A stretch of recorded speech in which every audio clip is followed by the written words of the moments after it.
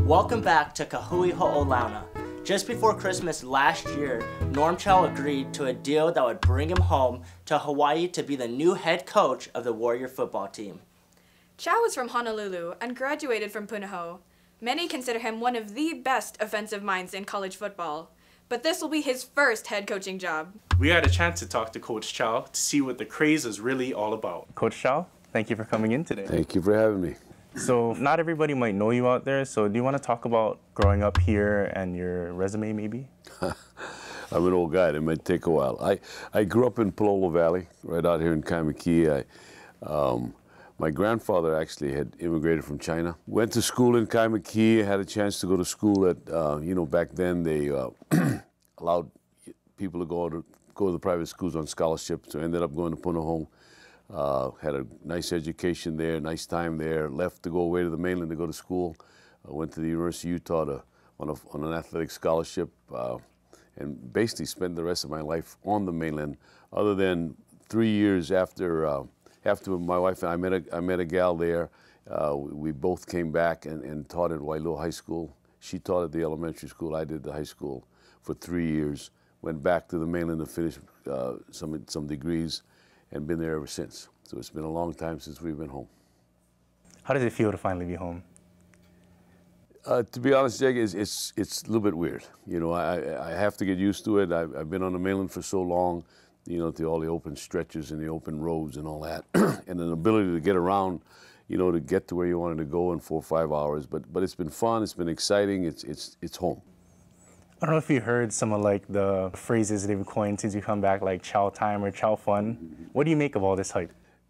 That's for other people to do. I have, you know, our job is to educate our young student athletes. Our job is to try to win many football games as we can. The focus has been there, and if other people are enjoying all that, we'll let them do that.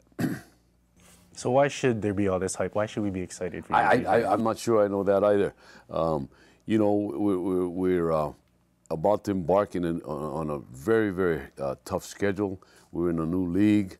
You know, anytime a new coaching regime takes over, I think there's excitement because obviously it didn't work out with the group before, and I'm certainly not knocking what went on before.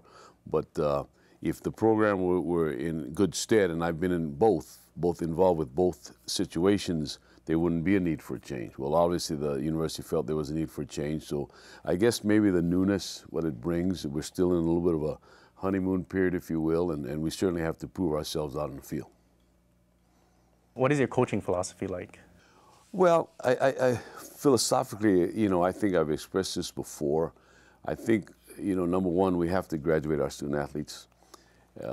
Number two, I think we have to teach them some life lessons along the way. And football is a great teacher of togetherness, of leadership, those kind of qualities.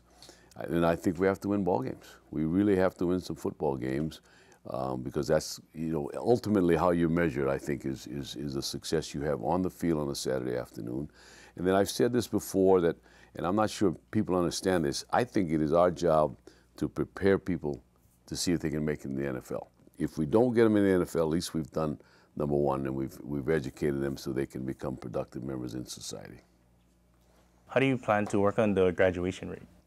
Well, we just have to keep pounding. We check classes. We make sure they go see the tutors. We make sure they're mentored properly. We're making sure that they're advised and counseled properly. I'm not so sure. I think they've done a nice job here in the past. I'm not sure I know the exact APR number, but we're going to try. Obviously, that's our number one goal. I mean, that's why a young person goes to college, is to get his degree. We understand that, and I believe in that. So we'll just have to keep working at it. What kind of expectations do you have for the team this season?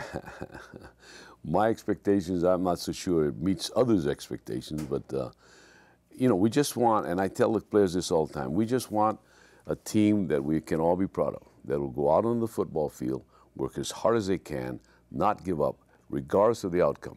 If we feel like when we walk off that field that we've given it every effort we've had, we've done the best we could possibly do, we stayed with it as long as we could, whatever the results are, we'll accept. We'll accept the results, but we have to know, and it all comes out on tape. The nice thing about what we do is all on tape.